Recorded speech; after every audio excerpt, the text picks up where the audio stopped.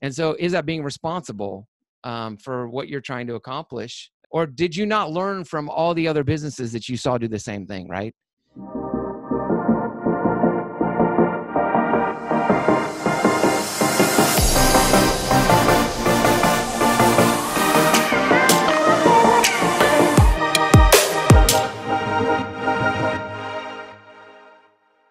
Hey, everybody. Welcome to the Seven Figure Flipping Podcast. This is Bill Allen. And we are in this series that we're doing on are you or are you not an entrepreneur? So this entrepreneurship journey. I did a podcast with Gino Wickman, the author of Traction, Get a Grip, some other books that you've probably read, How to Be a Great Boss, and Rocket Fuel, which is one of my favorites. But he wrote a book recently called The Entrepreneurial Leap. And we did a podcast on what it's like to be an entrepreneur. And he laid out 6 traits. And I'll just review them with you guys real quick. What he defined a trait as was a genetically determined characteristic. So you either have these 6 traits or you don't. And that defines whether you are or are not an entrepreneur. So the first one was a visionary. The second is passionate.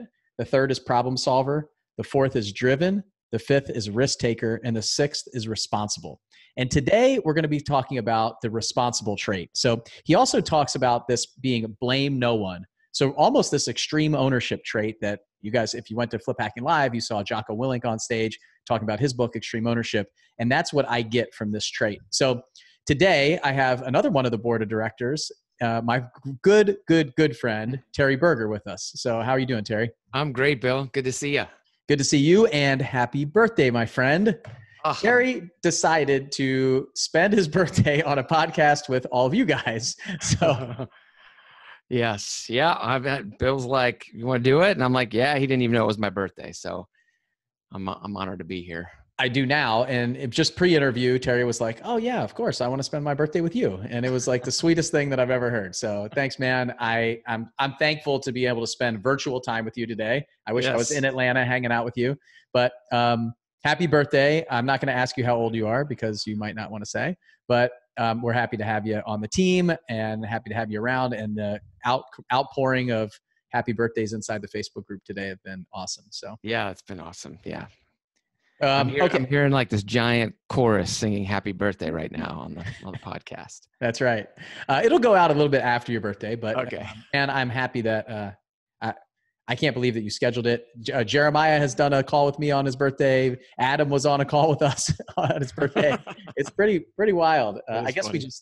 I think when it all comes down to it, we work.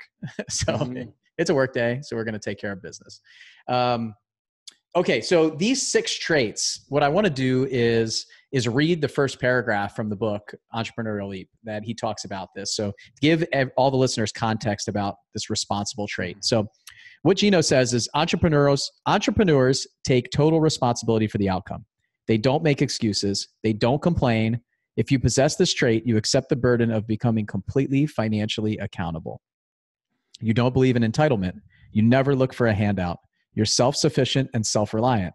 Above all, you blame no one else for things that go wrong. Responsible is the ability to act independently and make decisions without authorization. Synonyms for responsible are accountable and answerable.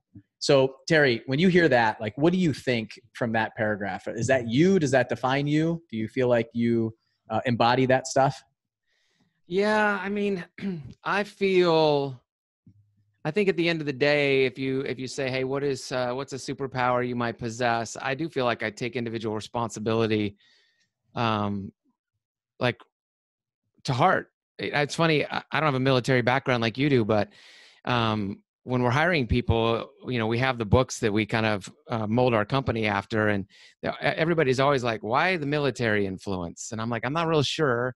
I just knew that I grew up with a very structured childhood, and it started to hit me like, I think both of my parents, both my stepfather and my biological father were both in the military. And so I feel like maybe they ran it that way at home. But then, in college, I wasn't a college athlete. I was kind of a college athlete just with my mouth. I was a trumpet player. But it was a pretty high level and a high level of discipline to be really good, right? It's 4 or 5 hours sitting in a room that's 5 by 5, practicing all the time, so that you're perfect and you don't make mistakes. And so I think that training comes down to being responsible. The only one I have a trouble with, and we kind of talked about this pre-show a little bit, is, the not complaining. I feel like I do complain. I mean, if I'm going to be completely honest, sometimes things go rough, and I don't know. I think maybe I complain, but I complain to my confidants, right? Like I'm calling you on the phone, or I'm calling a couple other friends or colleagues and go, geez, I just got to get this off my chest, because you don't want to do that to 5 people in your company. That'd be bad, So, or if you have a high level executive in your company that you can complain to or talk to, and I mean, complain is a really harsh word. It might just be, bounce frustrations off of, but all these other ones. The way I thought about that word when I read it is like, they don't they don't blame other people. They're not complaining about other people being the reason and the fault for what's going wrong. It's not like the pointing of the finger, right? They're complaining, saying like, yeah, but that person said that they were going to do this and they didn't do it. Yeah. It's almost like that. They're not looking in the mirror and taking the responsibility. So they're almost complaining. It's basically saying, yeah, this didn't go right because of this person, and this person. And that to me, that's what it is. Because we're all human as far as the complaints go. Like, of course, things don't go wrong. Sometimes it's hard. I can see the dichotomy there that you're talking about. If you take that, you think about back to the extreme ownership side, you think of Jocko on stage. This guy probably just doesn't complain about anything. He's just like, problem, good, right? Like, okay, good. It's time to get better. Yeah. This didn't work. Great. Like, how can we fix it? And there's not a lot of kind of self-pity. So I think that's what a lot of this is talking about, a little bit of that. Well, hey, things aren't going right. Like, why me? Wah. I'm gonna complain and sit in the corner and cry about it, or somebody's gonna go out and take action and do something about it. And so that kind of like, it's almost like that last second of the game. Like the person who takes responsibility is the person who wants the ball, right? Yeah. They're not the person who's afraid to take this. He talked about being accountable and make decisions without authority or without authorization. Like, you're the ultimate authority and you want the ball at the last second. I've read a couple things about Michael Jordan in the past, and this is a guy who's missed tons of shots, right? Game-winning shots. I mean, hundreds and hundreds and hundreds of game-winning shots missed, right? But who do you want to have the ball, and who wants the ball? Like, this guy wants the ball. The last thing, he wants the shot. Somebody else he is the guy who should get the ball, but he also is the one who says, I want to take the shot. I want to be the guy in the spotlight, right? This is the person in the spotlight.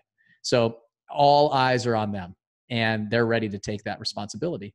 And so I think when it comes down to it, like, do you feel like that's you inside? Like, yes, I want the ball. I want to make the decisions. I want to be calling the shots. Or are you the guy who's like, I'd rather be second chair and let somebody else kind of do that? Yeah, no, I mean, certainly don't mind being second chair if the guy ahead of me is better than me and somebody I can push myself to be, right?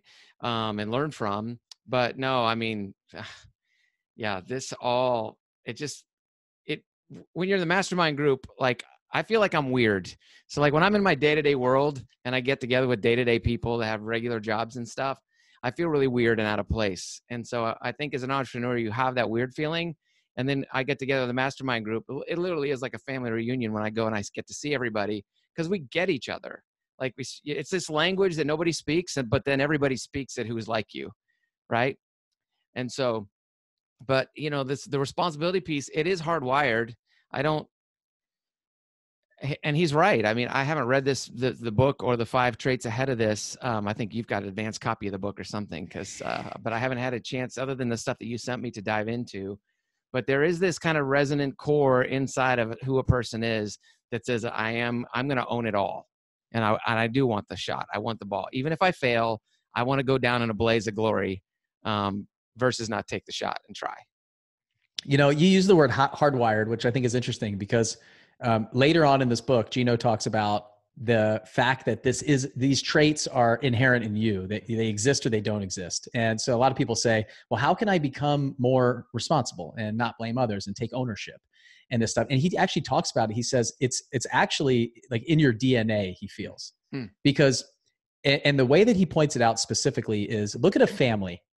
And how is it possible that a brother or sister of a family member, one family member takes responsibility and another one points the finger and blames other people? So when you think about your family, and I'm not going to ask any specifics about anybody who's listening, or I'm not going to talk about my family specifically, but inside of a family, you typically have somebody who's raised by the exact same parents, in the exact same culture, in the exact same climate, with the exact same nurture and nature type stuff. And you have two polar opposite people that are produced by that environment and that family. How is that possible if one person takes total responsibility, like full on entrepreneur, the 1%, the entrepreneur who's going to change the world, who takes responsibility for all their actions and does these other 5 traits. And the other one just goes, no, it's their fault. It's their fault. It's somebody else. It's not me. I'm perfect. They did this. It just plays the blame game. Right. Yep. And so that's why he talks about that being actually hardwired into who we are.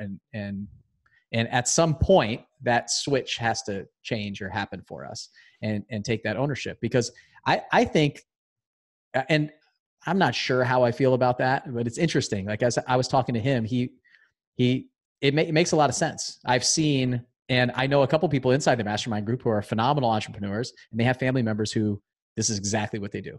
They play the blame game. So I don't know if you have any experience like that, or what do you feel about that? Like the fact that this is a trait where you have it or you don't, or I know that it can be developed over time, but it's like you have to have some level of this at some point. You know, I think, yeah, I think there can be development, right? I think there can be development in a lot of different areas, but the hardwired component is what causes you to accept all the responsibility and take all of the risk necessary to achieve whatever dream that you're trying to achieve, right? Whether it's quitting a 9-to-5 job that you don't feel like you're appreciated for, whether it's you're capped by your income and you want to be uncapped, like there's going to have to be a sense of responsibility that comes with that. But I mean, you know, it's funny. I'm drawn back to a conversation that you and I had at our kitchen table. I didn't know that you were a soccer player, right? And you were a soccer player, and you said you could have gone in the military. There was this kind of a thing that was going on, and you were close to getting a D1 scholarship at Notre Dame, and you know you were at the super high level. I mean, no one had to tell you what to do to go be that, right? You had it, and you went and you crushed it, and then you were rewarded for it. Your dad or your mom didn't tell you to go be a D1 soccer player or a potential D1 recruit, did they? No, you knew, you loved it, you had a passion for it, and you went and you did it, and it was hardwired in. I mean, same thing with me. I wanted to be this world-class trumpet player. And, now I think that life humbles you. Like in my case, I was really good. And for my college, I was like one of the top 1 or 2 guys there. I had an 85 mile an hour fastball, so to speak, but I didn't have a 92. And so I knew I wasn't going to get to that next threshold. So I had to pivot. I had to go, okay, what else am I passionate about? My gifting is not producing the result. So now I have to be responsible again and go, what can I produce with the same amount of effort and work that I'm currently willing to put in? I'm willing to outwork anybody. Like Tom Brady could have been a wide receiver, but he wanted to be a quarterback, and nobody will outwork the guy. So I don't know. I think it's hardwired. Yeah, I do too. And I think you mentioned, so you haven't heard the interview that I did with Gino yet, but I asked him, pre-show, I told him my background. I was an engineer and all this stuff. And then I said, there's a level and scale on this, right? So what do I have to have of all of these traits? Is it like, what if I was like a 6 out of 10, is that good enough to be an entrepreneur? And he goes, and then even during the show, he goes, what's your background again? You're an engineer, right? And I said, yeah. He goes, an engineer would ask that question. He's like, it's yes or no. And then whatever level you're at and all of these things will determine the type of like where you are in the spectrum of an entrepreneur, he feels like. So you got the Elon Musk type entrepreneur, right? Who's just going to be like a 10 on all this stuff. And then you've got some other people who might not have, as much of an entrepreneurial drive or be able to accomplish the things that's the way that some of these people think, the visionaries, the really big thinkers, the highly driven people, the big risk takers, like big risks, like billion-dollar risks, right? But I think this is one of them that I feel like you either have it or you don't. So I think it's really hard to develop that, like to change when you're so used to pointing the finger. And and the reason I say that is not because of my family or any of my staff or any of my relatives that we've been talking about, but it comes down to the people that I've hired and trained and really tried to develop relationships with on the business side. Because what I find is they come in with this aspirational want to have our core values. And one of our core values is extreme ownership and integrity. I feel like these kind of go pretty much together, kind of hand in hand, like what you're doing when nobody's looking. Like that's really kind of in that ownership side. Are you looking in the mirror? It's the mirror and window kind of thing from the Jim Collins book, Good to Great. And what I see is they want to change.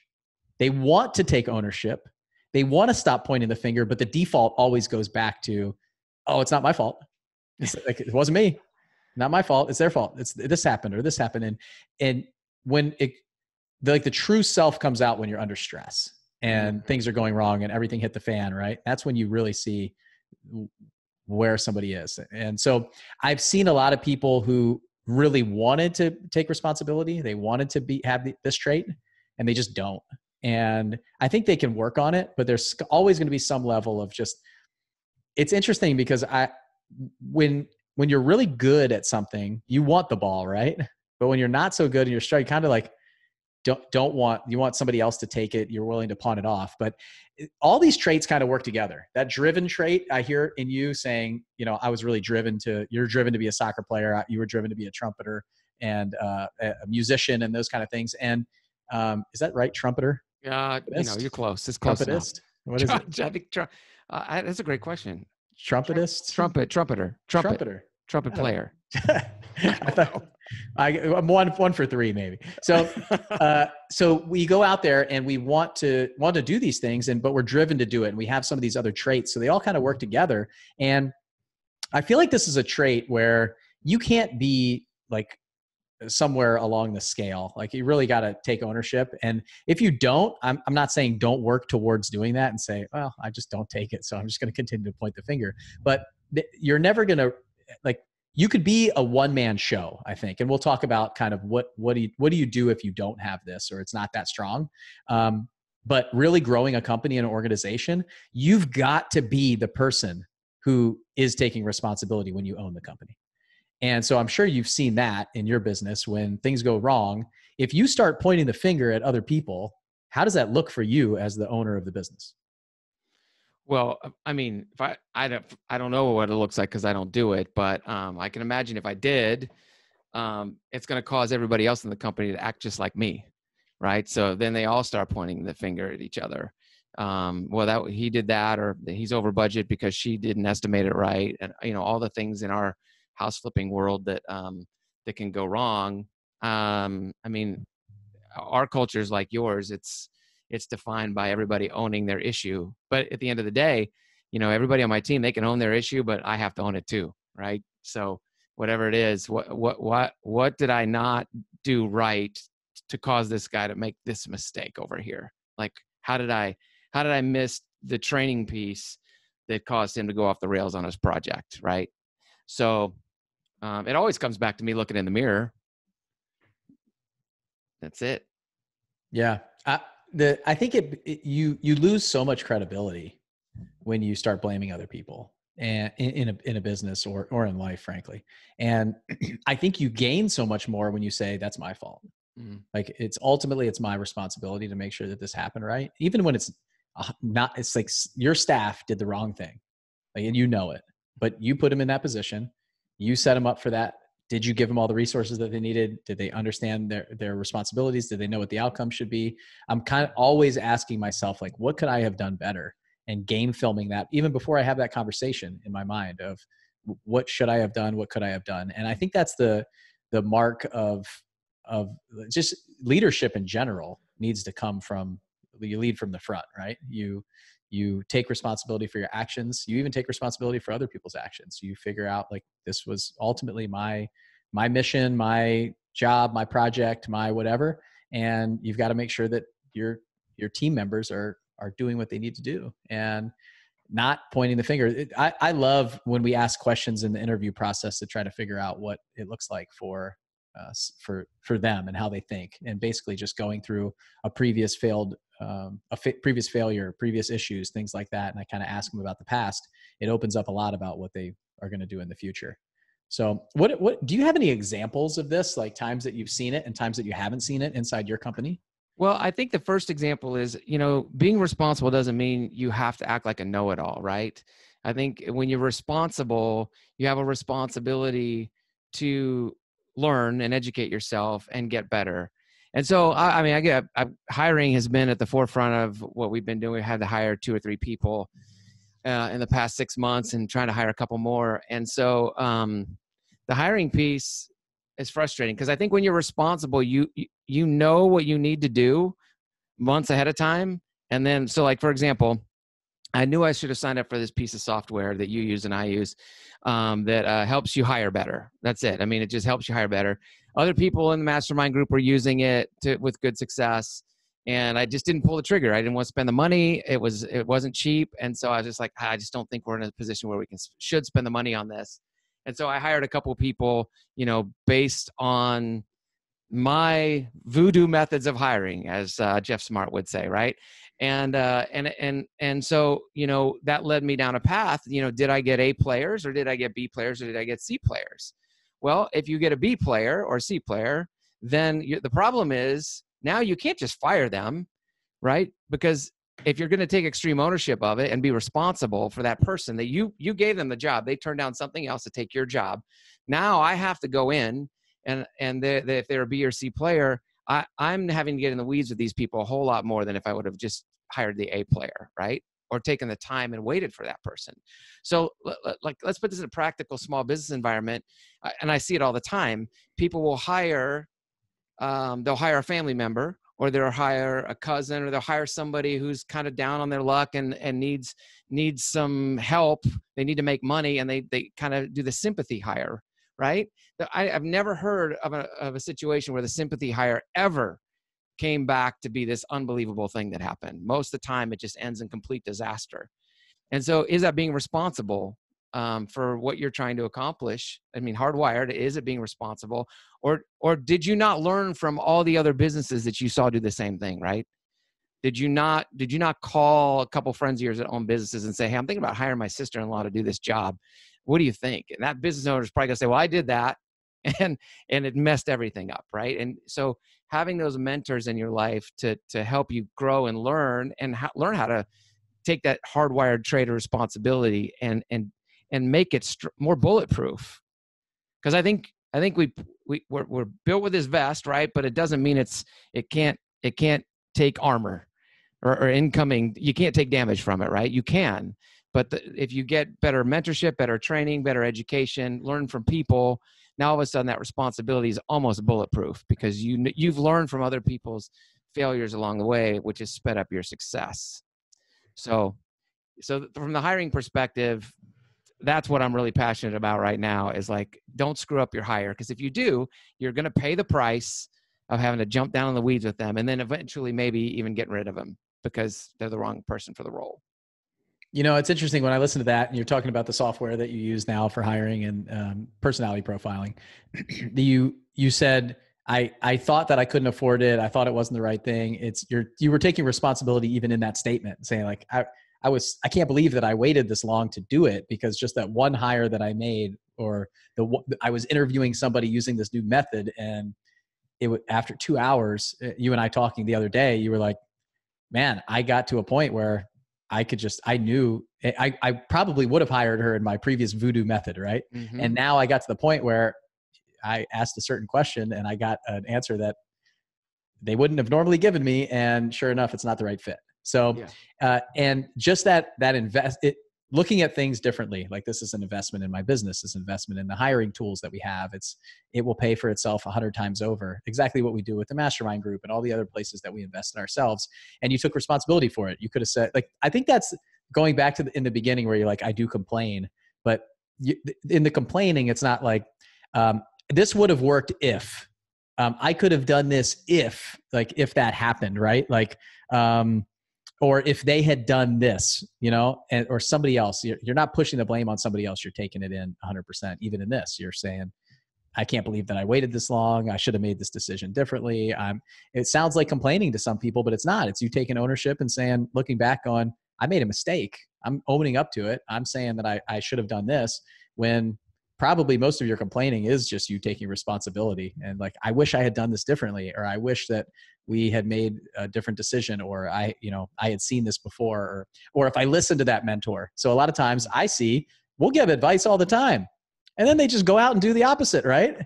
And then a lot of times the people who aren't taking responsibility will come back and say, yeah, but you told me to do that. Or why did you tell me to do this? It didn't work. It's like, I recommended the opposite, or we recommended something else, or so-and-so told me to do that and it didn't work. Well, okay. Did you iterate? Did you make changes? Did you make adjustments? What does it look like now? Like we fail on a regular basis. Mike and I talked a lot about failure in the risk-taking side of things. And the responsibility is strictly taking ownership for your failures and your successes. Like most people, they just want the accolades during success. They want to forget about all the shots that they missed, right? Right. They want to pretend like that didn't happen.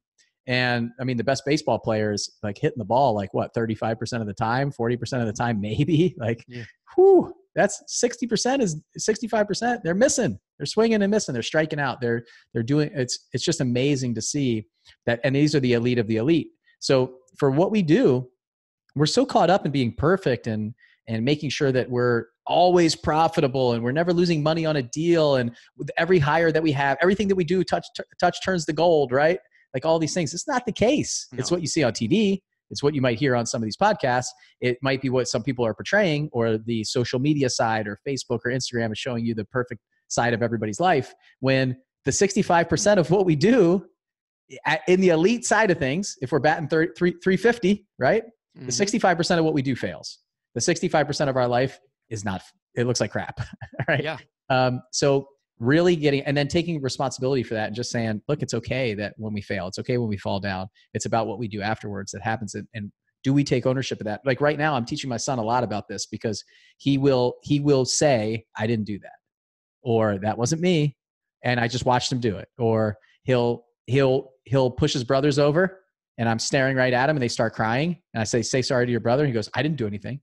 And so now's the time where I'm starting to see this, like this potentially could go the wrong direction here. And I don't know when that light switch turns on, but if it's at 5 years old, I'm certainly going to point him in the direction of, no, you did do that. And we are going to take ownership. And this is why we do. And this is how you have to think and feel, because I'm hoping that all three of my boys grow up to take ownership for everything that they do. If Gino's right, maybe one of the three of them, maybe two or three of them won't. So we'll see. And he didn't say that all families have this. He said, how is it possible that some families have that? So hopefully I can bat 1,000 on my kids, but if not, I'm sure it'll be my fault when I get older and they're not doing what they should be doing, right? Well, listen, I mean, responsibility might be hardwired in, but so is rebellion, right? Like if we rebel against our responsibilities, which is what you see in a lot of family drama. What was the show that was on? Jerry Springer, right? I mean, you're seeing responsibility and complete reckless rebellion. And maybe it is hardwired into everybody, but then there's the rebellion takes place, and then that knocks off the sixth trait of the entrepreneurial scale. And you can't be an entrepreneur if you're not responsible. Well, I think it's interesting because rebellion was one of the synonyms that we talked about for risk taking. Like you're a little bit rebellious, right? You're different. Entrepreneurs they think differently, they act differently, they take risks, they see the reward. It's calculated risk. So we talked about all that stuff. So that's really that word that comes into play here too on responsible. When you do take that risk. So as we're building on this, right, you've got the vision, you see the vision, right? And then you are, from there, you're like driven, right? And you're passionate and you're solving problems to make more money. And then you're taking the risks. And then at the end of this line, you get to the responsibility. So I got the vision. I know where I want to go, right? I'm passionate about it. I'm so excited about this. I'm solving problems along the way. There's coming up. I'm solving them. I can see the solution before it happens. I'm driven to get this done. I'm taking the risk. And then boom, it's failure.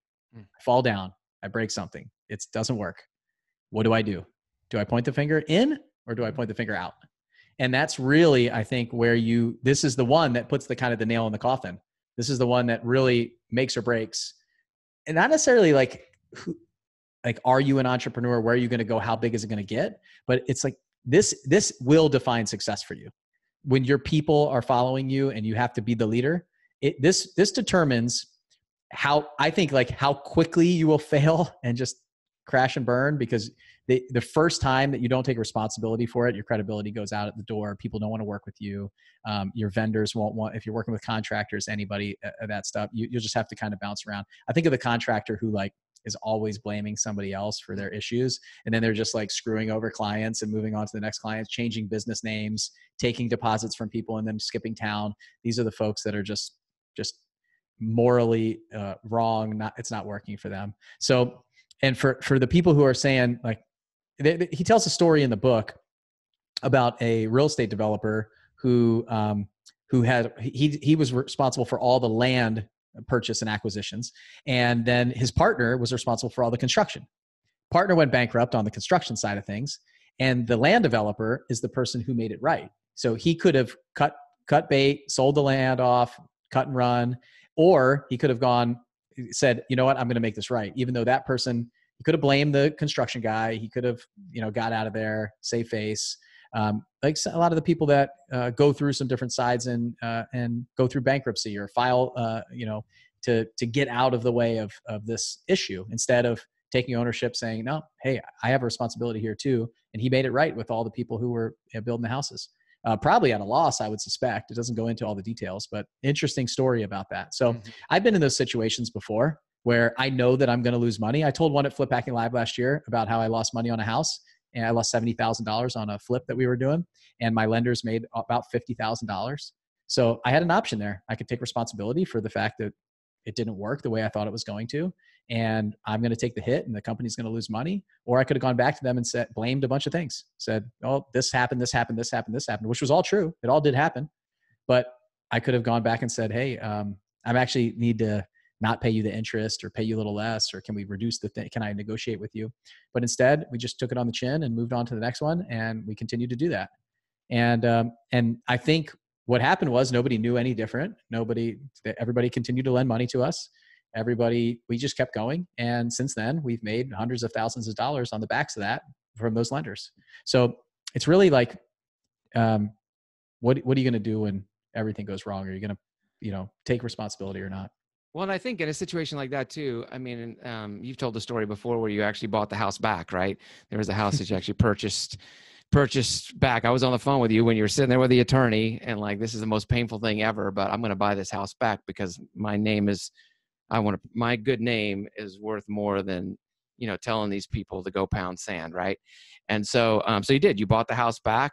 And, but I think there's like, when you're responsible, there's like this invisible splash factor that comes in, right? Like you being responsible, you don't tell anybody about it. Nobody needs to know that story. No one would ever know that story about you paying the investor $50,000. You made an agreement with him. You paid him what he was owed in spite of you losing money. You probably could have gone back and negotiated a lower fee and he would have been just grateful to get his original investment back, right? But you didn't. You paid him. And I just think when that stuff compounds on top of each other, again, it makes more of a bulletproof vest. But it splashed. My wife and I had said, their issue has splashed up on us, right? But it also works in reverse. The good stuff that you do splashes up on everybody else. When we're able to raise capital, like I don't do anything. It's weird. Like it's this weird thing where I just explain our thing in like 10 or 15 minutes. And they're like, all right, what's the next step? Here, I'll give you my money. And I think it's the splash factor. I have a reputation of doing the right thing. You have a reputation of doing the right thing. Now, all of a sudden, people are just falling all over themselves because they know you'll do the right thing. Period. Yeah, I think that's powerful. You're right.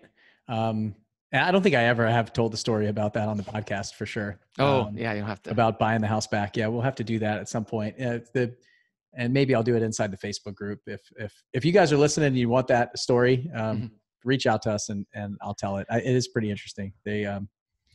I was getting sued for a house, a flip that we did, and ended up buying it back from them instead of giving them money. So he's trying to shake me down for something we didn't do. But take the responsibility for it. I'll stand by my work, and we'll do it. It's a pretty interesting story, and I still don't know if I did the right thing, but right now it was the best way to go, right? So yeah. But yeah, those are hard decisions to make, right? Like when you're up against the wall and somebody's putting your integrity in check, like they're really like calling you out for something that's not true. What are you going to do? You know, what are you going to do about it? You're going to blame so-and-so. You're going to, and I'll tell you what, the other reason I bought that house back is because the concern that I had was for the contractor that they were going to go after next, and the realtor that they were going to go after me, and everybody else that they were going to go kind of try to shake down for money if it didn't work out with me.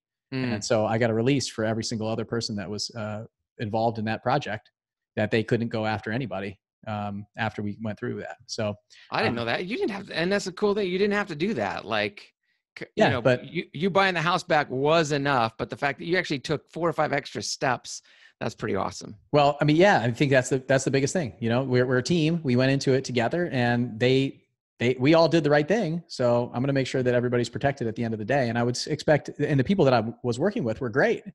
I mean, if they had not taken responsibility and screwed us over, like, that result would have been different. But they're great people that I want to make sure, and they would do the same thing for me, I hope. Yeah. And we'll keep working together. Like, if I need something, that's who I'm going to go to. So, like, I guess the next step I want to take in this is, okay, let's say we talked a lot about how important it is to take responsibility, because this is, obviously it's one of our core values. So that's one of the things that makes it so strong that we're going to push. And there's might be some people who are like, you know, I do point the finger sometimes. Like I do. And I wouldn't say, like, I'm not calling you a bad person. I'm not saying that you shouldn't be in business. I'm not saying any of that stuff here. I say the first thing is to realize it and recognize it. Recognize that you do that. Take responsibility for that, right? Recognize it and say, okay, how can I start moving in a different direction? Like, how can I start changing?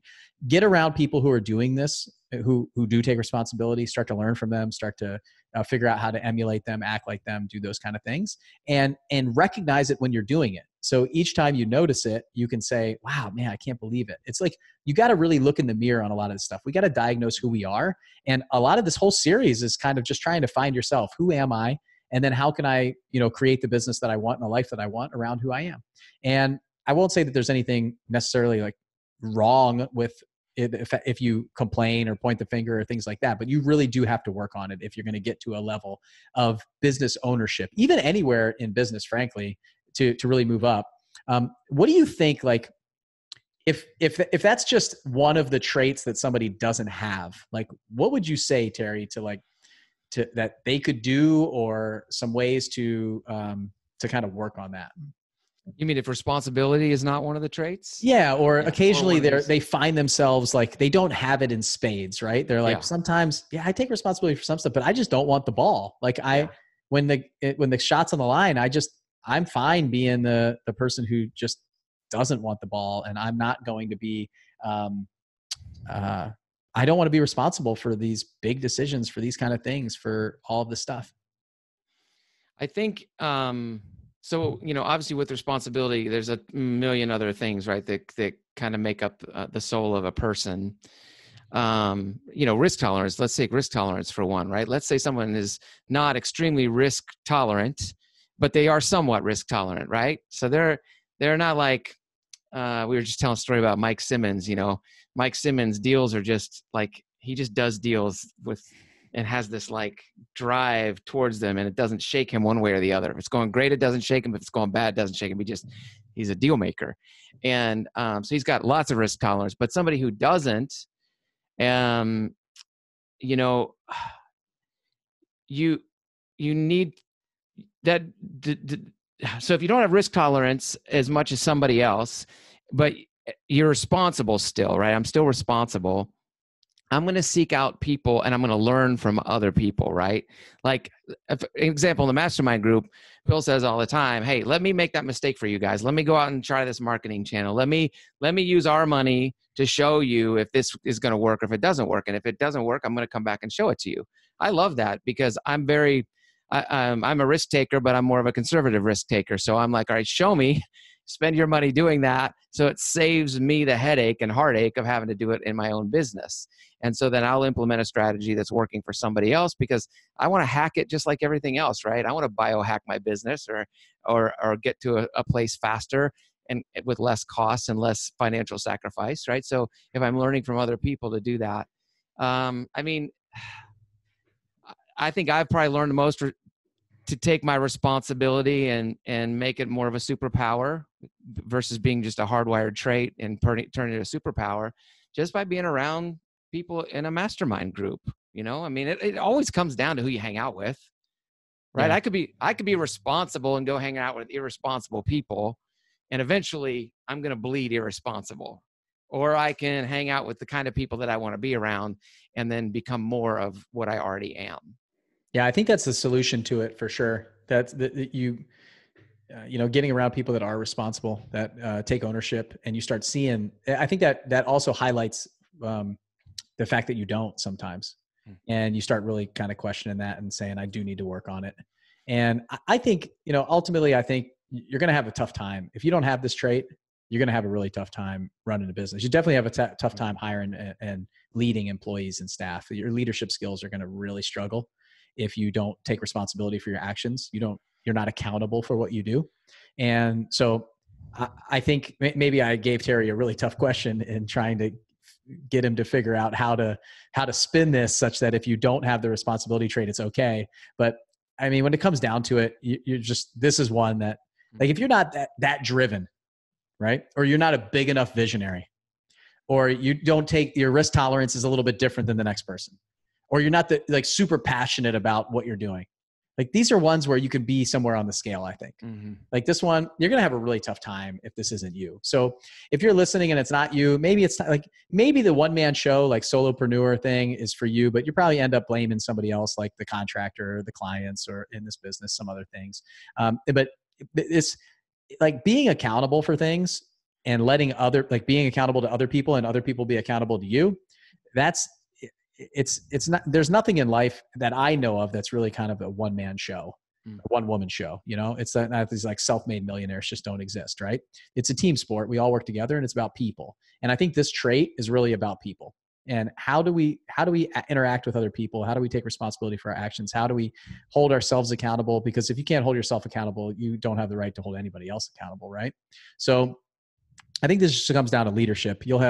If you have no employees, you'll have nobody else to blame, but you'll figure out something else. It'll be the environment. It'll be the economy. And I'll tell you what, this is where most people default to. Yeah. They totally default to the economy, competition, other things like that. And I even see that for the people who say they're responsible, is they take everything and they turn it into a problem instead of figuring out the solution. And every single thing that people bring up to me, there's two sides of each of those coins. You can take it and use it as an excuse, as a complaining point, or you can take it and use it as fuel and power, and you can turn it into a positive. Like, I had a full-time job when I got started in this business. Most people say, I can't do this business because I have a full-time job. Yep. Well, I had a full-time job, and I didn't use it as an excuse to not do it. I used it as power to grow my business faster because I didn't have to pay myself. So I said, well, how can I do it? I have to hire somebody. I have to, fill in the gaps and the voids, and then I could grow, and I grew faster because of it, because I wasn't pulling $10,000 a month out of my company like a lot of people do to live off their income, And so I see a lot of people and they say that I don't have any money, and that's a big excuse, or the market's too difficult, or there's too much competition, instead of saying, oh, there's competition. Good. Like right now, I think these iBuyers is really interesting thing. They are paying all of their money to educate our clients. Mm-hmm. They are educating them that it's actually might be okay to sell your house for cash. And they're paying millions and hundreds of millions of dollars in marketing, so we don't have to. And they're giving us legitimacy. So you can look at it like they're taking all of our deals and there's so much competition to us, or you can look at it and say, you know what, thanks. Like, we're getting more calls because of it. We can actually leverage this. We can use it they're legitimizing what we do a little bit. So there's lots of different ways to look at everything that happened. And I don't know. We are in a very interesting week this week as we record this in our economy and the market tanking and all the things that are going on in the stock side of things. So as real estate investors and investors ourselves, we can use that as fuel. This can be people, even in the stock market right now, some people are looking at that as a really good thing. Like, great, I can buy more stock. And some people are like, oh my gosh, I just lost everything. Or everything I have is back down. I lost 2 years of my investing journey because 2 years ago, I'm at the same point I was right now. What happened? So there's lots of different ways to look at everything that we do. Like, are we taking responsibility for our actions or not? Are we holding ourselves accountable? So I think that's the question here. You have to ask. Well, and the other piece of it, I remember back in the recession when I was a retail real estate agent. So the market crashes. My business goes from selling 6 to 7 houses a month on average to selling 0 for 6 months, right? So it was just this big dry spell for 6 months. And I remember I used to watch, I would have like CNBC on all the time, just kind of background noise and stuff. And finally, I just turned it off. I'm like, I'm not watching any more news, because it was like my responsibility trait was big, and I was working, I was hustling to try to figure it all out and survive and try to thrive in the midst of it. Right. But like this boat anchor of the television on the wall was literally like a boat anchor bringing me down. And so I had to cut it off. I had to stop it. I had to stop any of the negative stuff that was coming in, because I didn't need any more negative thoughts. I was hardwired to be responsible and to figure it out. And you have to get away from those anchors in your life. It could be a family member. It could be a parent telling you, don't do this business. It could be whatever, right? But you have to cut the boat anchors loose. Yep. It's like so much like mindset, the way we think, the way we look at everything, all of this stuff in this trait. It's just how do we see, like, how do we look at the world? How do we look at life? How do we look at everything that happens to us? Are we blaming other people, or are we taking responsibility for it? That's it. Mm-hmm. The end of story. So you have it or you don't. Hopefully you have it. And if you don't have it, recognize it, work on it, get around the people that do have it, and hopefully they'll change you, and you'll change. And if you want to change, you can. Like, there's no doubt about it. I don't think that, I don't know, Terry, you and I probably have never been in the place where we have to change this trait. It's just kind of like, we have it, or I'm sure when I was a kid, I was like, same thing as Will right now. Like, that wasn't me. I didn't do it. Nope. I mean, I remember as a kid, it's kind of like blaming my friends when I would come home, because I was a little bit of a troublemaker and stuff like that. So I remember that. So you can grow out of it, I guess, when you're younger. I do. I think you can grow out of it, because I really do think it is a hardwired trait in most people, right? But if your parents are not reinforcing that, you get to adulthood, now all of a sudden your responsibility is what you should be doing, and you might even know you should be doing it. Then it's like, okay, now the rubber, you've got a tougher road to hoe for sure. I mean, it's going to be a lot harder for you than it is for somebody who had a father that kind of taught that up along the way, or a mom. Yeah. So tell all your kids to go in the military so they can grow up and teach their kids how to be disciplined, how to have responsibility. I do think it's a good place. I mean, obviously I'm a little bit biased, but I think the military, I think I think sports, I think the places like team sports and things like that really do help a lot. And in getting that kind of mentality of wanting the ball, wanting that last minute, being accountable, and then on the field, I was a wrestler too. And when you're one-on-one on the mat, there's nobody else to blame but yourself. Yeah. So there's a lot of different things that come into play with all of that. So, all right. Well, I think we can leave them with that. I think that you got it or you don't. At this point, for you guys that are listening to this, is like, who are you spending your time with? Where are you hanging out? What are you putting into your mind? What are you feeding yourself? Like Terry said, turn off the news, turn off the stuff, like, and focus. What do you want to do? Who do you want to be? Where do you want to go? This is kind of like the end of our entrepreneurial trait series. So you guys kind of know, like, where do you fall in the spectrum? What do you think you can accomplish? If you know somebody who you think would be a great entrepreneur, that you see all these traits in them and they don't know it, like, tap them on the shoulder. Mike and I talked about on the previous one, I wish that I knew this earlier in life. I wish that I got the entrepreneurial tap, like, way earlier. I see some of the 20-year-old mastermind members that are coming in here just making millions of dollars a year, just going, whoa, I lost like 20 years of my life. I could have been an entrepreneur way before this. And I was, I'm so happy with where I am and how my life unfolded and what's going on right now with what I have and what I do. But I mean, if you have somebody that this is them, like, share this with them, like, share this series with them, share this book with them, like, tell them the gift that they have, because they want to explore that. You want to dig into that. And if it's you, then explore it. Like, don't be afraid. Where are you on the risk level, the risk tolerances? Because quit your job and get going, or keep your job and jump in. Like, what are you waiting for? So, and then if you want to hang out with more people that are just like you, that have all these 6 traits, we have like a room full of them. We have a mastermind group full of them. We'd love to talk with you, and you guys know how to get a hold of us for that. So, Terry, any safe rounds? We call them in the military. Any last thoughts? Anything else that you want to leave the listeners with?